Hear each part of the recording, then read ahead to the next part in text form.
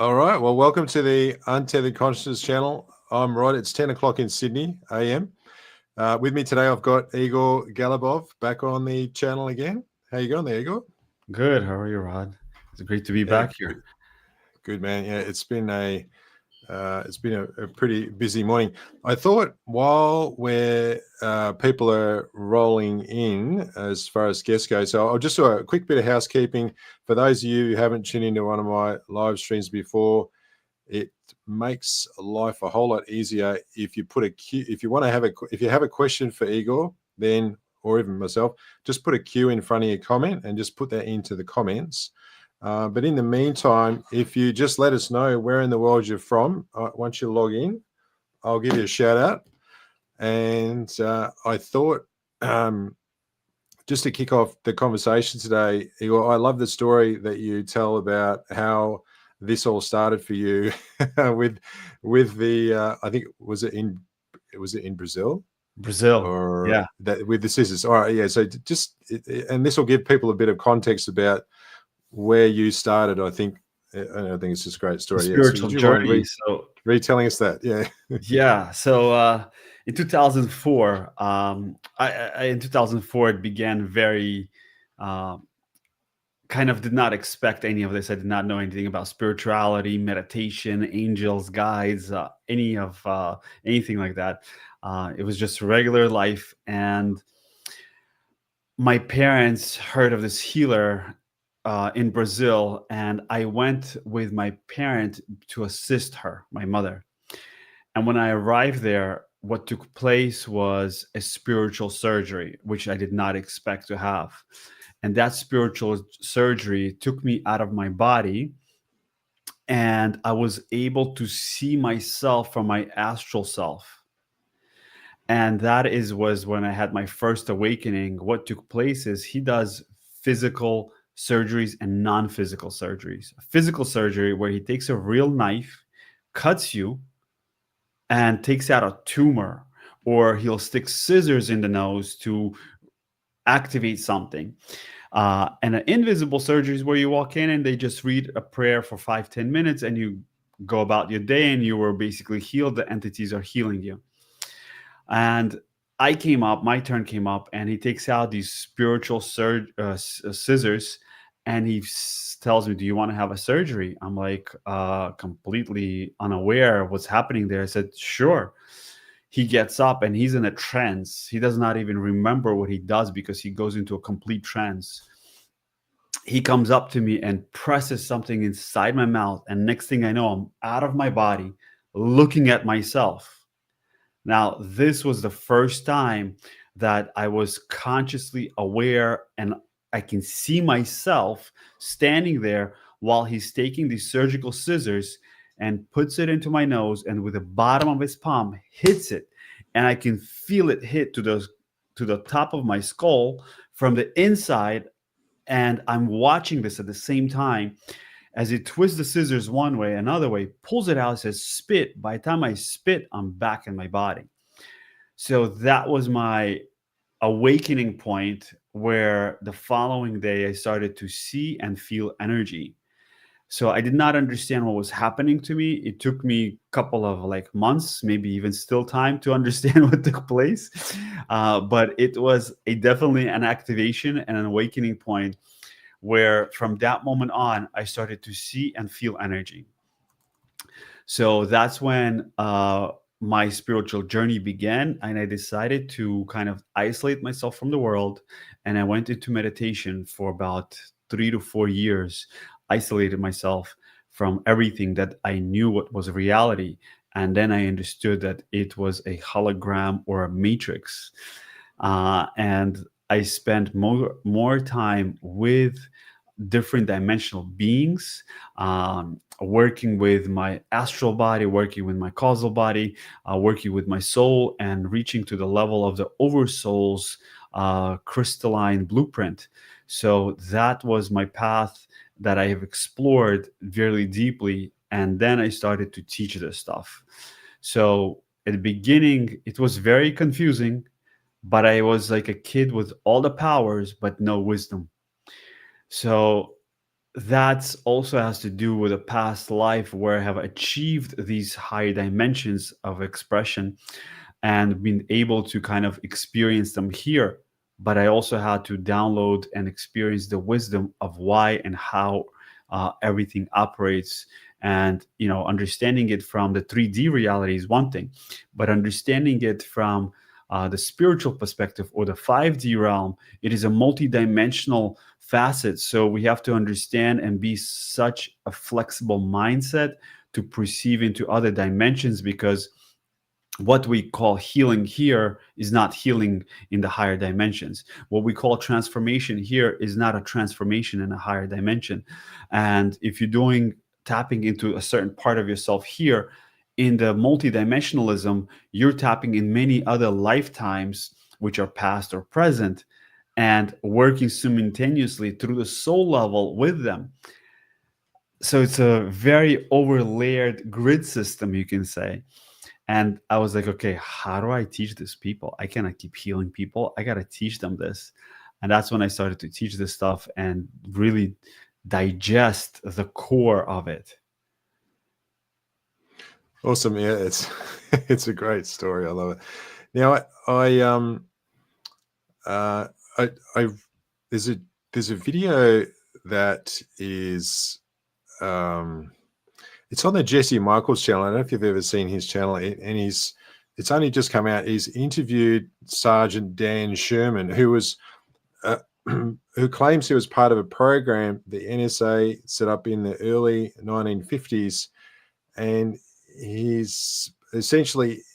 while he was in utero, when his mother was pregnant with him, his DNA was changed by aliens. His mother was actually abducted, and his DNA was changed so that he could facilitate communication with the aliens. And I don't exactly know how the US government got involved in this. Anyway, it's a fascinating story, and he tells this story, this Sergeant Dan Sherman, who's now retired, about how he learned how to do this communication method that his DNA had been altered to be able to do.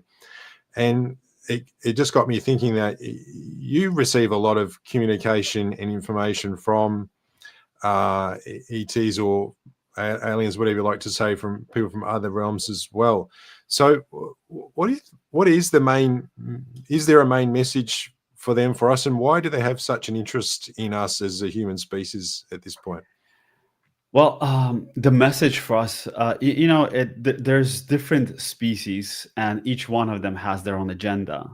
But the main agenda for all of them is to connect with us, is to really open up the firmament so we can connect in a deeper level, just like we used to in different timelines. So we are basically in a state of where we're stepping out and our awareness is expanding, and we're receiving different communications from different solar system and different beings, is we're connecting to their astral self or their soul levels, but we're not really connecting to their physical aspects.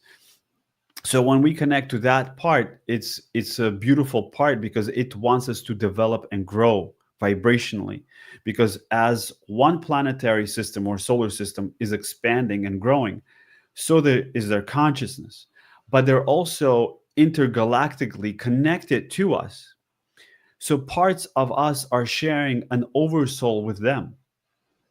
So as they grow up in vibration, we also grow in vibration. So it's very beneficial for them to see us grow vibrationally, so they can maintain and sustain their higher state of consciousness as well. Because Right. if we take a look at, as we are one, right? Let's say like I'm a sphere here, you're a sphere here, but yet we are connected. If I grow and you don't, it's kind of not allowing me to go any higher. I have to wait for you. So if we grow as well and they grow, now we're ascending together. The whole universe is ascending. So like, let's take a look at Palladians, for instance. If we go back about even 12,000 years ago on a linear term here, they were at a different frequency than they were back then, right? They have grown and they stepped out of the struggles aspect of push and pull, the duality existence, where they have transitioned into a silhouette existence, where we are now just stepping into our higher consciousness and understanding that, wow, there's something more than this physical reality, that we have to think positively, take care of our emotions, take care of our body, and we're just becoming conscious of the little simple things that we used to understand. So for them, it's like, okay, how can we get mankind and evolution to grow? So they telepathically communicate to us. We receive messages, we get visions, we start to have downloads. And all of these downloads is actually an expansion of our nervous system to a higher state of consciousness, so we can really understand how to exist in the higher dimension. So I've got another question for you. I'm just going to quick shout out. Jan, thank you for tuning in. I think that might be one of your guests, Igor. Thanks for coming on the channel. And Francis from Vancouver, appreciate you joining us today. If you've got a question for Igor, just drop it in the comments. If you're just lurking, let us know where you're from. We'd like to know where you are in the world. Now, you've definitely got a more positive slant to your perspective on things, Igor. And I've had some other guests who talk a lot about this reptilian influence, and the how kind of prevalent it is. And I've had many different guests. Like I've even had like somebody just joined randomly off the street, and that the veil is quite thin for them, and they'd be walking down the street in New York, and then they'd see someone's face literally turn into like a reptilian face, and they'd be like, what the hell is that? And you mentioned before that there's some species have different agendas, and so what's your take on that? Well, they are reptilian. Look, just like there's bad people and good people, people with good intentions and bad intentions. We're existing in a dimension where we have duality. And this duality allows us to kind of choose positivity and negativity, right? We can experience many different facets of vibrations. Now, at a point, we as humans have a cerebellum, right? We call it the reptilian brain. This part is connected to a deeper state of our emotional consciousness. So when we get upset, frustrated, angry, any of those lower frequencies, we right away start to feel pain and discomfort in this area.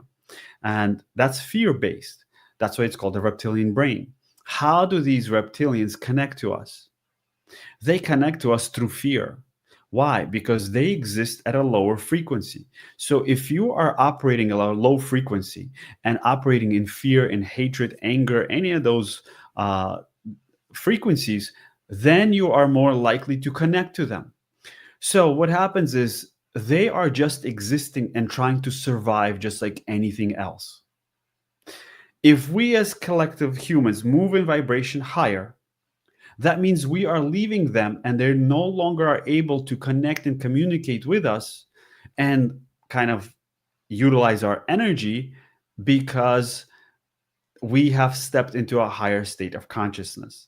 And now that we stepped into a higher state of consciousness, we're able to hold that tone. If we're able to hold that tone, that lower vibration cannot see us. So what's happening, we as humans are moving, because there are other extraterrestrials that do not expand, meaning they don't evolve. They have created a car, let's say, and that car stays that same for eons to come. They don't develop it. They don't grow it. So imagine we created a car in 1940s and we still have the same car today. But us as humans, we love to develop and to create more and more and more. That's the beauty in us, that we are able to move higher in vibration as well. So now that we're moving up higher, the reptilian race, you can say, is trying to hold on to us and create as much chaos as they can in order to keep us in fear state vibration, so they can continue ciphering our energy. Which energy is it? It is the prana. What everybody's always trying to hold in their body is the prana life force. So the whole purpose of them is, from their perspective, if you truly understand them, because you have to understand darkness. Darkness is a living thing and it's also trying to survive. Because if God created everything, then there's nothing wrong with that aspect of the darkness as well. So we have to understand it in order to overcome it. But if we push it away and we constantly fight it, we're actually giving more energy to it. Because the logical mind that we're taught from childhood, is to push and fight things and transform things and force things. But in the higher realms, it doesn't work like that. The higher realm looks at it and says, I am the source of this creation as well.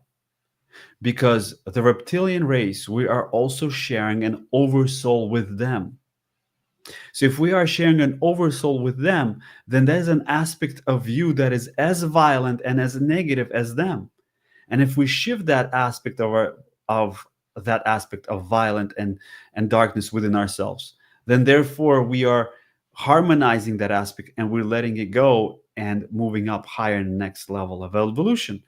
So this is what the Palladians, the Arcturians, the Syrians, whatever you want to call them. There's so many different species out there that want us to move up in higher vibration. And there are those that will stay at a lower vibration. But we also see this taking place in the world. I mean, the last 4 years, we saw that chaos. They were trying to create as much as fear as possible, the past 5 years or so, as much as possible. Guess what happened? It backfired, because even the darkness works for the light, right? We had the biggest awakening during the time of COVID, when they thought they're scaring everybody, keeping them at their homes. Instead, they had a huge spiritual awakening. And the world just exploded. Everybody wants to learn meditation. Everybody wants to do some yoga. Everybody's doing some breath work, taking care of their body. It shifted from being slaves, 9 to 5, to operating in a higher state of consciousness. So as the world is going through this, we're changing, and even the technology is starting to serve us. So when the technology starts to serve us, we're starting to unite and we're starting to grow. And you see communities are developing throughout the world. So everything is changing in a positive way, even though we think that there's a war happening. But through that war, there's a change that comes into light. And we have to learn how to nurture the darkness, because, see, darkness is what was here first. So from the darkness of our mother's womb, we come into light. And when we transition from here, we go back into darkness. So light is only temporary, yet we are trying to fight for it. And I'm speaking in an energetic terms. Because once you really step into that space of darkness and you have no fear of it, it will actually bow down to you and ask you to be of service. So there was a time where I was like, wow, reptilians gotta transform, hate this, blah, blah, blah, and had this resistance. And I was like, okay, what do I need to do? I tuned into my higher self, and it took me to the time where I was a reptilian. And I started to observe. And I saw that he was forced to fight, even though he did not want to. As I harmonized myself with that reptilian aspect, that energy transformed, and my aggressive side subsided. So if you have any aggression within yourself, internally, we know what it is. Inside, we might not respond it out, but internally, you know what it is. And if you have that internally, that means you have fear-based beliefs that are vibrating to that space. So therefore, they can manipulate you.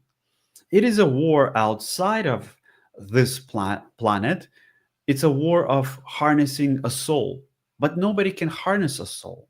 They're trying to harness a soul. So as long as we are at a low frequency and not aware and expanded into our consciousness, the other dimensional beings will continuously to, you can say, kind of absorb or take our light. So now we're becoming just basically batteries for them. But if you become conscious of yourself, of your body, and you take care of yourself, you do your breath work, your meditations, You transform, become a better human. Now you're becoming in charge of all fragments of yourself that you forgot of who you truly are. So the alien species that are benevolent ones want to meet us at their level. They don't want to meet us at a lower level, because at a lower level, we will still see them as a negative aspect, and we will try to fight them, because we will unite as mankind and find a common enemy, because this is what mankind does. So they're waiting for majority of people to raise in vibration, and that's when they'll be able to come down, even though more and more people are able to connect with them and see them etherically, maybe some even physically. I was very fortunate to connect with some of them physically, but vibrationally, it does not really feel good. Why? Because their vibration is at a different state of consciousness. And when we meet them at that level, they want us to be equal. So I know there's a lot of stuff going on there, but you have to ask the people that are telling you this information, from what state of consciousness are they saying this? Or they're saying this in order to grasp attention. So if I talk about negativity, people want to listen to that right away. But if I talk about gentleness, love, and peace, only those that are vibrating in that frequency and are really ready to connect to that will tune into it. But if I start talking about, oh, they came and they grabbed me and this and that and they're bad, people are tuned in right away. Why? Because our internal compass is still turning towards negative things, because it feeds us. We turn on the news, it feeds us. But peacefulness does not feed you. Peacefulness allows you to grow internally. It allows you to find your own state. It doesn't allow you to look for something outside. It wants you to connect vertically to your own source. So there are those angelic beings, celestial beings, and extraterrestrials that are waiting for that. So where are we going and what are we doing? Do we want to let something or somebody else to continuously control us and manipulate us? Or do we want to come into our heart space? Yeah. So, Michael the Messenger, shalom. Thank you very much for tuning in. Shalom, shalom. It seems like, if we talk about the C19 period, let's say, I can't say that word without getting banned, and that period of time where we're all kind of locked down in fear, etc. It actually was a catalyst for, I can see how, as you were saying, it was a catalyst for what occurred after then, where there was this sort of an expansion of people, and people started to ask questions rather than just accepting what they were being told. And it's almost like, if that didn't happen, we'd probably still be, I don't think we would have evolved as much as what we have. What do you think? I think you're correct. I mean, if you take a look at what happened to the Earth just for 6 months, pollution cleaned out, the Earth started to rejuvenate herself, waters were cleaner, forests started to grow. It was just like 6 months. 6 months, mankind stopped destroying Gaia, and she rejuvenated herself. Can you imagine if that would be 2 years? Yeah. I mean, we would be probably all enlightened by then. So, I don't know if you've read any of Robert Monroe's books. He was sort of one of the early out-of-body experience authors, and he talked about, in one of his later books, I think it was Ultimate Journey. So he wrote 3 books, and he talked about the concept of loosh. Yeah, I don't know if you've heard that term before. So loosh is what's being harvested from the earth, which is like, that's what we produce as humans. And apparently it's very valuable to some species, some that are interdimensional, some that are on our dimensions. And it kind of ties in with what you were saying about some of the reptilians, that's kind of their thing. Is that is that all they have as far as like our value to them is being able to harvest this energy, and then as we raise our own vibrations, that kind of goes away. I guess they'd be getting a little bit upset about that fact that it's not such a sure thing anymore, and we seem to be we seem to be kind of like deviating from the plan. Exactly. I'm not sure what that is, but pretty much it's that energy that everybody's trying to harness. I mean, every single one of us here on planet is the reason we become sick or ill is because we are depleted of prana, which is our life force. So if you build enough prana, you will not need to sleep as much. You will always be active because prana is what allows us to really cultivate and become the magnetic force field of attraction and abundance in this reality. The soul can only exist in a vibrant body, the body that is filled with pranic light. So the other side that you're talking about that is looking for this light, and when we're attracted to people, is we're attracted to their light. We like them, we feel good up with next to them, is because they have expanded their force field. You know, when we talk about I need to protect my energy, there is no such a thing as protection. In the higher realms, protection is the expansion of the light within. It's like basically being the sun. So when you see the sun and it's so bright and powerful, if you try to touch it, you'll burn. If your energy field is so bright and expanded, any negativity try to penetrate through it, it will basically transmute itself. It will burn. So therefore, if we work on ourselves and we expand the pranic light and the heart light within ourselves and stop wasting the light through the useless thoughts, then we will always be charged, because the mind constantly spends energy by thinking. But if we learn how to calm the mind and be in alignment, then we're not wasting energy, but we're using the energy towards the source. So therefore, it becomes a recurring energy. So it becomes a loop. So the source gives you light always, and you're constantly a service to the source. So once you have locked that in, the pranic light will always be within you. Through that process, we change our belief systems, we change our emotions, but now we are operating at a different state of consciousness of what you truly came here for. But if we're constantly looking everywhere except ourselves, now we're spending energy. So the other beings, there are some beings that operate at a different frequency, they operate at a different blueprint where they need the energy from somebody else. So they're constantly searching for those that are not aware and are giving themselves away without consent. You just remind me of something about the sun. I'm going to ask you that question in a sec. Maureen, thank you very much for joining up as a member. I really appreciate that. It does help support the channel. Michael the Messenger, yeah, in psychology we set boundaries and starve them of their supply. I think he often has but comments the psychology. So this is how the physical mind operates and understands boundaries. But in the energetic realms of the astral body and the emotional body, the mental body and the causal body, those boundaries do not apply, because those boundaries actually create more opportunities to create more boundaries in life. See, the logical mind that we operate under this dimension is a trap. We're taught to create something, we have to force it, we have to fight for it. In the energetic world, there is no forcing or fighting. In the energetic world is matching the vibration that already exists. And once you match the vibration, it comes into your physical reality, and then all you have to do is take the steps towards that.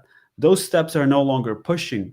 They are effortlessly flowing in a higher state of consciousness where you're joyfully moving through life and things are coming to you as you are moving.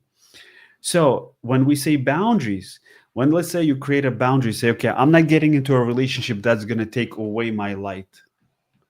And guess what? So the universe says, take away my light. It understands the theme. So it's going to constantly give you opportunities in relationships that will take away your light. Now, if you fix that internally within yourself, in your subconscious mind, in your emotional state, in your mental state, and see what belief system is moving within you that is constantly giving away. You say, okay, let me see the mental, and now let me see my energetic flow. Where is my mental body self-sabotaging itself? Once you shift that, the energy is no longer leaving. It's willingly giving and knowing when to and when not to. But not only that, those opportunities or those environments that take your energy will no longer come to you because you are not depleting your own self. Yeah, Does that make I sense? suppose. Yeah, it does. I think about the source is like really, there is no limit to the energy that the source that we all come from has. So thinking of boundaries is thinking like there's there's limitations that you'll run out, or somebody could steal it from you or whatever. But in reality is, if that energy is flowing through, then it's like a river that can never be stopped. Correct. It is thinking like the higher mind does. Yeah. So that's the whole thing. And where does that really take place in our physical body? In our solar plexus. That's why it's called the solar plex. In the solar plexus, when we transform the ego mind, it's also in the solar plex. The solar plex shifts, and the physical and the higher mind integrates in that space. So when that takes place, you're no longer are bounded by negative hooks coming into your belief system, but you become the effect. So now you are basically the sun that is shining the light out into the field. You're affecting everyone instead of them affecting you. So the solar plexus, there's a huge emotional knot there. And when we really understand the concept of the solar plex in the higher dimensions, that's when we really we start to step into the space of giving and sending light. All right, so I want to ask you about the sun and what you've learned, from our ET friends and others that you have contact with, because in a purely physical sense, that think about the sun, it's like it's there and it's essential for all the orbits of everything else that's going on in the solar system. But there's some new, I just heard this yesterday, there's even scientists are starting to realize there's a lot more to the sun than just that. And in fact, those who receive communications from ETs and other dimensional beings have a really high regard for our sun, like almost a reverence for it that we don't actually appreciate. Have you got any insights for us there? Well, the sun is a very powerful portal. I mean, the sun, it communicates to the central sun of the universe. So there's one thing is that it gives warmth and comfort and vibrational healing to us. But on a higher level, it is a portal through where souls enter into this life. So the sun is actually a portal in the astral and higher realms for souls to transfer into the womb of a female, because the womb of a female vibrates at that frequency that receives the soul. So during the time of conception, the highest vibration that creates between the two people and the love, right? The souls that are matching that vibration will enter into that space, because what you are creating is the Big Bang, they call it, the orgasmic experience of life. The sun's portal distributes souls into this place of existence of this planet. That's one part. The other part, that the sun has many layers of dimensions, not just physical, but the sun is a powerhouse. It is our life force, right? Nothing exists without it. So the sun rays also charge us, and we can also understand when it gives us light and when it takes light from us as well. I feel like it's very powerful, and we need to understand the vibration of it and even actually match it, because the pineal gland also vibrates at that frequency as the sun. So tell us a bit more about the pineal gland. I hear a lot of people talking about this, and I've deliberately not researched because I'm always interested in different perspectives. So what purpose does it serve?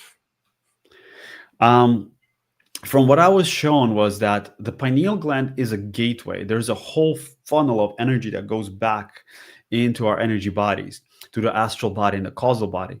The pineal gland is a gateway that allows us to perceive into the astral body, into causal body, and other dimensions, because that is the part through where uh, communication and connection to different solar systems and receiving information comes from. Because the higher energy travels through the causal body, then the astral body, then the mental and emotional body, and then into the physical body. Okay, so the pineal gland is not what I would be focusing on activating. I would be focusing on really balancing the pituitary gland first, because the pineal gland is fully activated when the whole gland system in the body is activated. So the endocrine system in the body is balanced out, and each gland is a chakra. So once those glands are activated and they're all working synchronicity and balance, which is comes into the pituitary gland. And when the pituitary gland is expanded, your whole hormonal system is balanced. Now you are a balanced vehicle. You are not this body.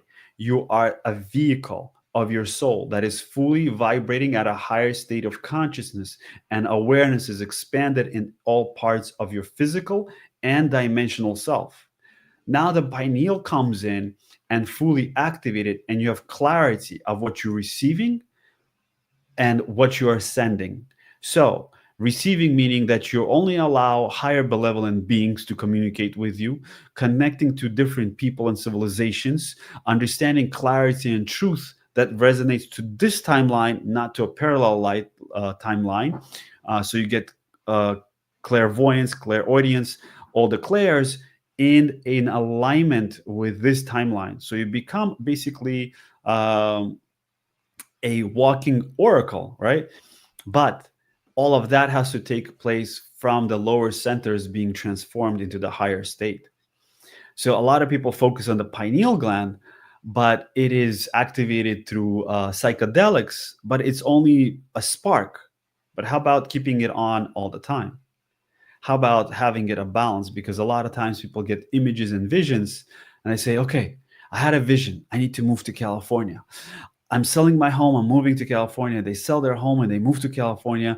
2 years later, they come back and they're like, I lost my house. I lost my money. I came back here. Why'd you come back? What happened? I had a vision that this is going to happen and it didn't happen. You know why? Because that vision that you received was from a parallel reality that was really excited, and that vision exploded and created a ripple effect. You connected to it and you kept it in your ego mind, and you thought it was for you in this timeline. All right, so clarity I've had a friend that's happened to. Sorry, you almost said word for word what a friend of mine has done. He hasn't moved back yet, but so how can we differentiate? Is there a practical way for us to differentiate these messages where we get these urges to do certain things, or that this feels like the right path to go down, and then, like in that example, it was like, well, it didn't happen, so I had to move back. You got any advice for people that might be impulsive like that? Yeah, it's very important to have clarity in the visions. Don't get hung up on them, because they can really siphon our nervous system and believe that this is the reality for this dimension. This is where daily practice comes in, to know how to have clarity and differentiate what is for this timeline and what is not. This is divine discernment. It's very important. This is where the boundaries come in, the boundaries of understanding the inner world. And if you have a daily practice, you'll be able to understand what is for you and what is not for you. You'll be able to differentiate different type of energies and vibrations, because a lot of times we feel, and it feels good. It feels good, but is this feeling good? Is it being manipulated, controlled, or is it coming from your higher self? Is it coming from your source, or somebody else is implanting something into you. That is the differentiations that we have to understand. And in order to do that, we have to have a daily practice. Breath work, meditation, contemplation. And this is how we teach ourselves. Because if we were taught this from childhood, we would all have these tools and be able to have clarity. We would know, okay, this is my path, not somebody else's path. I know that I need to walk this path. There'll be a deep inner knowing with every part of your body, not just a memory of that experience. Because a lot of times we have a memory and say, oh, I felt like this, so I'm going to follow through. But that has to be through you all the time. It has to be flowing through you. And when we feel that, that is through daily practice. And a lot of people don't want to do the daily practice. They start and they don't finish. They continue for a couple of weeks and then they stop. It's consistency. That's just like everything else in life. I mean, I've been meditating and I still meditate every day, for over 20 years.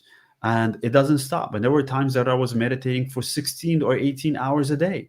There were times that I was meditating for 3 to 4 hours a day. And I still meditate at least 1 to 2 hours a day. Because this is the state of consciousness. This is the greatest tool that we have to get us into a higher state. See, we have an energy field. And that energy field, just you and me talking, it does not have time or space. Our energies are already interacting. But when we go into busy places, our energies interact. We have to come back home and recenter ourselves. And people don't want to do that. They want to have something or somebody outside of them help them in this reality. But God created you so you can become God yourself. And nobody wants to do that. So let's try something a little practical, because I know there's lots of people out there that be going, all right, it's okay for you, Igor, but there's no way in hell that I've got an hour in a day, and whilst I acknowledge the fact that it's entirely beneficial and they wouldn't realize what would happen if they did, but I personally don't meditate for an hour a day. But I do make a point of getting out in nature every day and being quiet. Like, I don't wear headphones or anything like that. So I feel like that is kind of like, that's my version of meditation, and it allows me to kind of quiet everything and understand. So being able to discern things that come to you as those that are from your higher self or worthwhile versus things that just might be sort of from other timelines or whatever. So I feel like that's worthwhile. But I mean, that's one thing I guess that people could do. But do you often, if people come to you and say, Igor, that's just not going to happen, I would rather that people have some practice that's accessible to them and maybe is a path to doing more, rather than just going, oh, I'm not going to do anything. Do you go, well, that's just where they are and we'll leave it at that? Or do you actually have some sort of baby steps for people? I actually do, yes. I have courses and different workshops where I guide people from step one. Step one is basically understanding the physical body and how it operates. Because a lot of times what we do is we say, this is my physical body, and that's it. A lot of people don't even know their organs. Like, where's the liver? Where's the kidneys? Where's the lungs, the heart, the basics? Because to understand the whole process of existence is God does not make mistakes, right? He created everything for a purpose. Every nerve, every part of your body is an immaculate machine. And this machine processes information and emotion, not just for digestion of food. It processes mental and emotional fragments. And if we start to understand how it works, then we'll start to understand what's really taking place inside of us. Because this body is not really our body. It is the temple of our soul. So the steps I take people through is first understanding the physical body, then understanding the energy bodies, and then from the energy bodies, understanding the concept of the soul. Because the soul also, what we call it's all perfect, needs your attention, because through the soul there are fragments that it breaks itself away and that also need to be recalibrated. So we here have responsibility to receive energy and to give energy up. The angelic realm has only one responsibility: to bring energy down. And each angel has its own responsibility. Angel of love for love, angel for success, only success, angel for power, only for power, angel transformation for transformation only. Do you see that they all have their own tasks? But we have all of those tasks and we have responsibility of this dimension. So how do we find that? This is all begins with number one thing is breath. So right now, even the people that are watching, where is your breath? Where are you breathing to? And how are you breathing? Because the breath is what allows us to hold our tone. Once we become deviated emotionally or mentally, our tone changes because our breath changes. You let go of the rhythm of the breath because even the sun breathes and the earth breathes, because we know that when the sun pumps in and out, it fluctuates. When it fluctuates, it actually shoots out the rays. So same thing with our heart and our organs, same thing with our breath. So a person should be breathing below its navel and the stomach should be expanding as you breathe in. That should be a natural breath. So if we breathe in, stomach should expand. As we breathe out, stomach should contract. Most people breathe in and their stomach goes in, or they're just breathing into their chest or in their solar plex, but they're not breathing deep below the navel.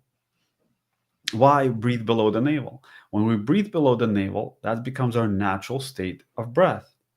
It should be naturally. You sleeping, washing dishes, doing stuff around the house, pay attention to your breath.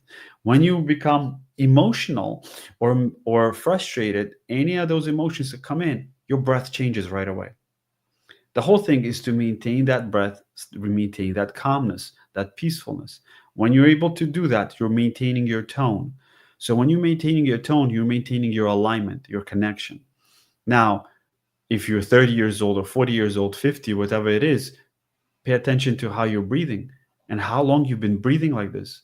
And I'm sure most likely since childhood, because what happens is during the childhood, we get triggered and our emotional state shifts and we stop to breathe. We stop to pay attention. So if we start to breathe properly, now we're becoming aware. Now your prana is more built up in the body. You're able to have clarity in the mind. Your kidneys are pumping blood into your mind, so you'll be able to clear your thoughts and be able to have sharpness in the mind, accuracy as well. And you'll be aligned with a certain vibrations of different dimensions that are here to assist you. So because you're vibrating at a higher frequency like Gaia is and our solar system. So breath is very important. That's one. The other part is expanding awareness. Expanding awareness, being aware not only of your physical body, but your energy bodies. Expansion into this space, the unseen world. When we come into this world, we're aware of it, but then we're closed off from that as well. And now are people stepping into it? They're becoming aware and they're starting to see stuff, starting to feel stuff, but they don't have clarity. This is where we start to have clarity, is through your breath. So these practices are very important. Let's maybe guys want to do a little breathing. Yeah, I thought you might say that. Let's Okay, do that. let's do that. So see if we can breathe in deep into the abdomen, maybe below the navel. Slowly breathing out. Breathing in through the nose. Slowly breathing out through the nose.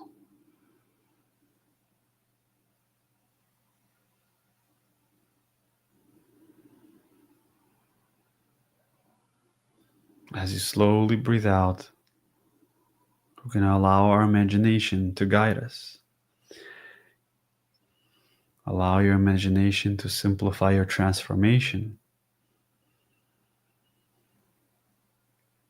So visualize an egg shape of energy around you, like a golden egg shape. Yet you're still conscious of your breath.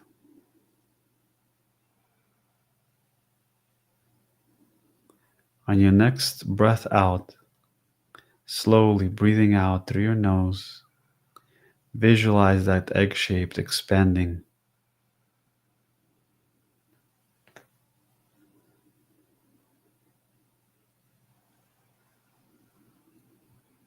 As you slowly breathe out through your nose, visualize that energy expanding to the left and the right side of you.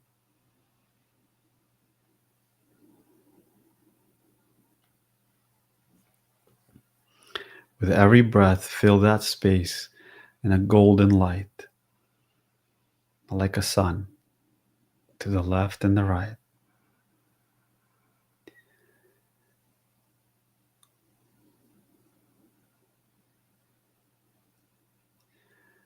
Now visualize that same breath, slowly breathing out, expanding the energy in front of you and behind you,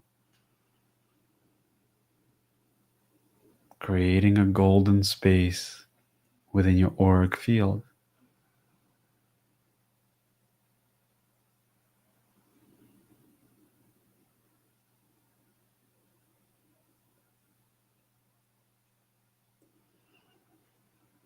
Again, as you're breathing in deep and slowly breathing out, visualize that space now going beneath you, a golden light beneath you.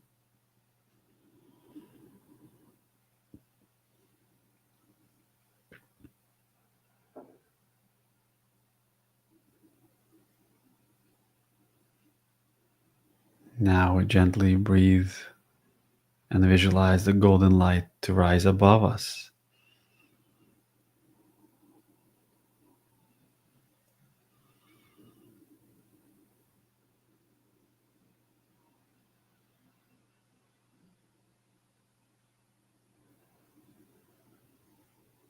As you breathe out, you're going to visualize the whole auric field in all directions expanding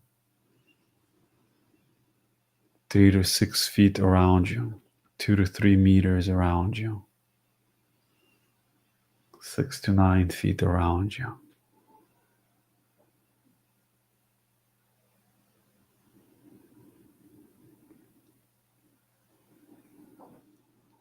Now gently bring awareness between your eyebrows, where your nose and eyebrows meet together. This is the space where the pituitary gland enters and receives the light. Now you're going to synchronize your breath with your pituitary gland. Visualize a white beam of light in front of your pituitary gland. As you breathe in, you're going to see a white light enter that space.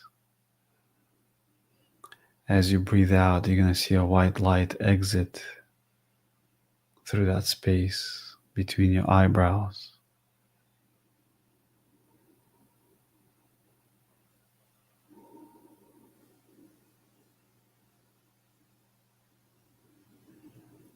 That white light purifies and activates your pituitary gland. Allow it to go deeper with every breath and more out into the field. It purifies your thoughts.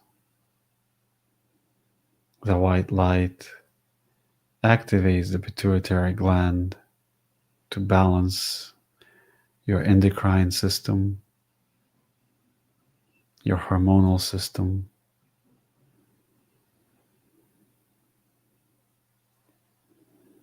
It also activates your divine vision.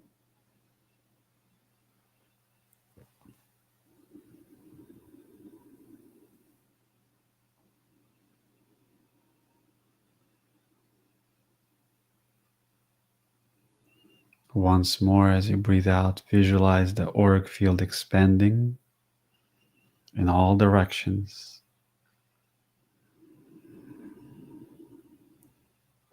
And whenever you're ready, you can gently come back to yourself.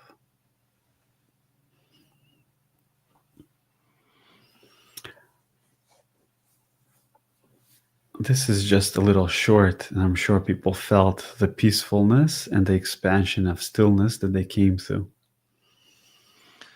I'm curious to see the comments. I didn't want to breathe. you get so saturated with oxygen, you kind of like stop breathing for a bit. It comes down, right? It naturally Yeah. just slowly, yeah. Hi, Tanisha. Yes, Yeah. I'm Is that what curious you to found, hear if Tanisha? anybody in the comments there say like how they felt during this time right now. Yeah. Yeah, because we often breathe very shallow, like it's just a small movement. But when you consciously expand your diaphragm into your down lower, yeah, it's certainly, it doesn't feel like you're really trying hard, but the only way I can explain it was I just got to the point where I just had to stop and be very just still for like 20 seconds or so. Yeah. Mariam, hi, thanks for joining us. Yeah, hi Tanisha. All right, yeah, that's really good. I mean, that's kind of an introduction to activating you were focusing on your pineal gland there, and you mentioned there that it's not about activating that, but that's sort of part of activating your light body, what you were doing there. Yeah, and this is just the beginning. I mean, this is the state that we want to be in. This is like this peaceful, drunken state of existence. And if people that are watching, they want to listen to more of these meditations, I have different meditations on my YouTube channel as well, so they can always listen to them as well there. Different guiding meditations, because I myself go through these processes, and when I go through these processes, the expansion of awareness that takes place, you unlock different key codes within the consciousness. So when you unlock them, you are actually embodying these aspects, and they become part of you.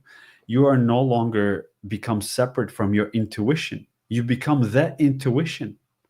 So your all thoughts and belief systems become aligned with your higher self. That is the whole purpose for us, is to embody that. But it takes time, practice. If you spend 5 to 8 hours a day doing this, of course you're going to become professional, right? You do anything 5 to 8 hours a day, you're going to become professional.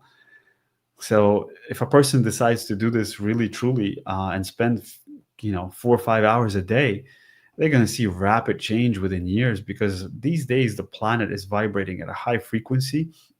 She's supporting us, and at the same time, all of these changes that are taking place, our physical body is going through that as well. Yeah, that was really great. I can't believe that an hour has gone by. It only feels like 5 minutes. This is actually the first time. So anyone who's from Igor's community, I appreciate you joining me today, because you may not have heard of Untethered Consciousness before, but thanks for tuning in. Now, we did actually have another interview with Igor. I think it was actually maybe it was the last one published. I've got a couple in the queue that I need to do. So you can see more there. Now I'll have links in the show notes to how you can get in touch with Igor if you want to. And I also just want to say thank you to everyone for supporting the channel, because I started a couple of years ago. I think, it was a little over 2 years ago. And, this is just a part-time gig for me. I've got a full-time job and I've got 4 kids. So life gets pretty darn busy sometimes. And sometimes I can't believe that that many people have really taken an interest. So I appreciate everyone's support. You beat me, Rod. You got 4 kids, man. I got 3. God bless you. Yeah. If you'd asked me after I had 2, I thought, would you have any more? I would have thought no, but I'm definitely a no now. But it's, they do keep young. What ages are your kids? Oh, so 18, 16, and 12. Okay. Yeah. That's a very useful age, especially the 18 and the 16-year-olds. You spend so much time and bandwidth having to do kind of the tasks that are required to support them, and now it comes back the other way, doesn't it? Yeah, they can.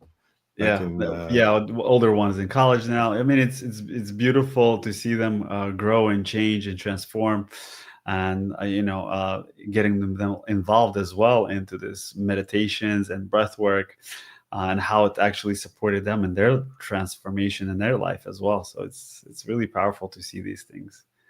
sure Yeah, you yeah, you know, kids are very, very interesting when they're growing up to yeah, observe. yeah. I like watching how they pretty quickly become.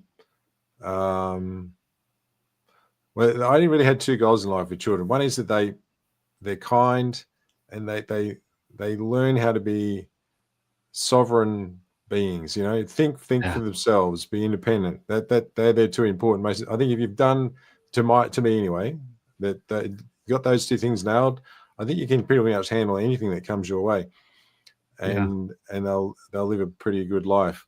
But it's interesting how that process where they go from being very, very dependent on you to start becoming quite independent and independent thinking, etc. That happens pretty fast. It's a cool thing to watch when it does happen. yeah. Yeah. It is All beautiful. right. Well, I think we don't seem to have any other questions today. Everyone was just cool to hang out, which is nice. Appreciate you coming back, having another chat with you, Igor.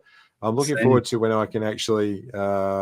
It's hard to travel when there's small children, but at some point it'll be. I really look forward to the day where I'll be at some conference somewhere and get to meet some of my guests in person. I'm sure we'll have that Hey, if opportunity you're at some ever point as well. in Pennsylvania, call me up. I got plenty of space here. Awesome. Okay, All Ryan. right. Well, thanks Thank everyone you. for tuning in. I'll see you on the next one. Thank you. Have a joyful one. Thank you, man.